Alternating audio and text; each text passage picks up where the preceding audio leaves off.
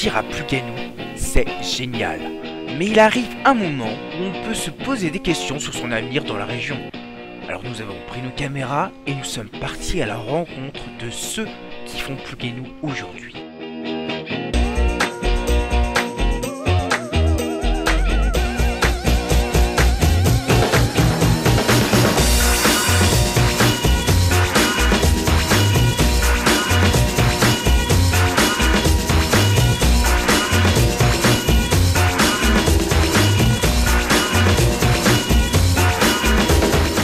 Aujourd'hui, nous allons en pleine campagne, dans une ferme pas comme les autres de laquelle s'échappe une drôle de musique, discuter avec Charlotte.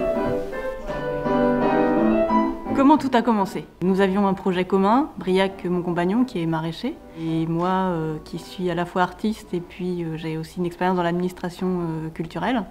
Et donc on avait envie de mettre en commun nos compétences et nos rêves aussi. Et du coup on avait l'idée de faire un projet agriculturel, donc à la fois le maraîchage bio et à la fois un lieu autour du spectacle, autour de la création artistique, de l'accueil de spectacles, de l'accueil de compagnies en résidence et puis des pratiques amateurs au sein de la ferme.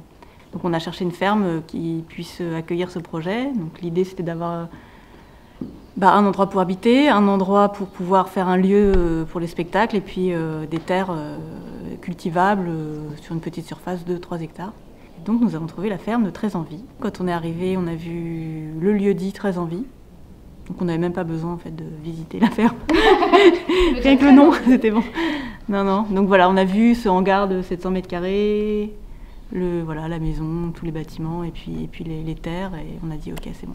Ça s'est pas fait tout de suite parce que nous, on n'avait pas les finances pour acheter l'ensemble. On a contacté l'association Terre de Liens, dont l'objet est d'installer des paysans et de les aider dans l'accès au foncier.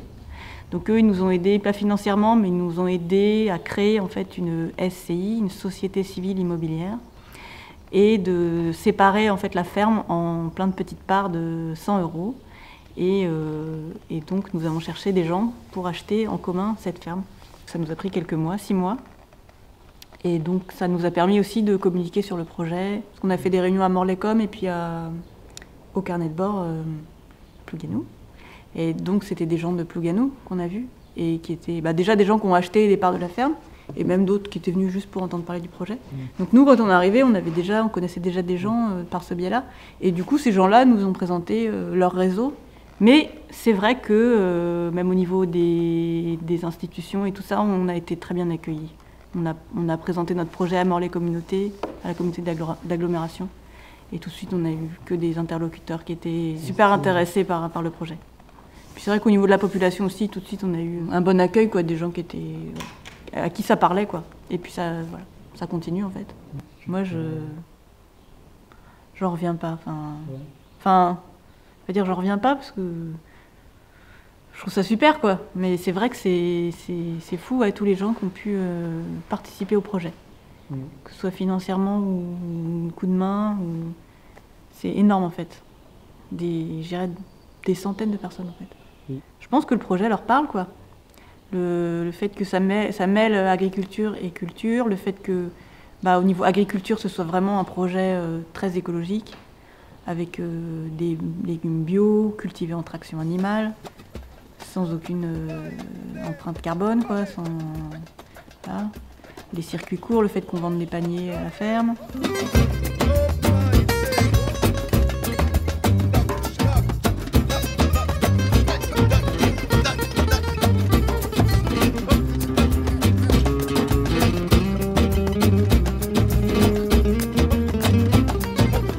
Assez rapidement, nous, on s'est fait un réseau en fait amical et au-delà de ça, puisque moi j'ai créé une association.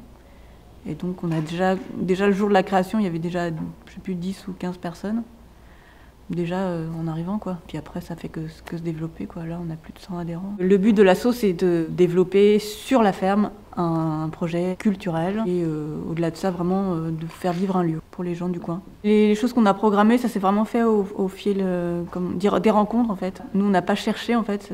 C'est les gens qui ont entendu parler. À chaque fois, ils nous proposaient des choses. Puis c'est comme ça que ça s'est fait. Et au mois de juin, on a eu plein de spectacles. C'est des artistes du monde entier. Là, on a eu des Québécois, on a eu une compagnie d'Ardèche, une autre du Massif Central. On a eu musique, théâtre, danse et cirque.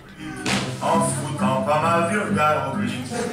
Et ça accélère, et c'est parti, t'es en train de rajeunir, Fabienne.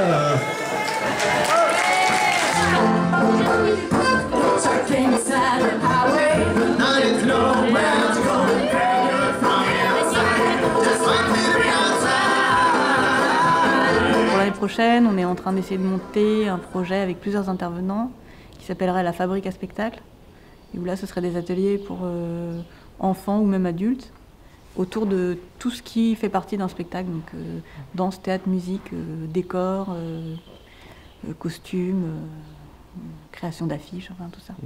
Je pense que tous les humains, ils ont besoin d'artistique, de poésie, de rêver, de vivre des choses ensemble.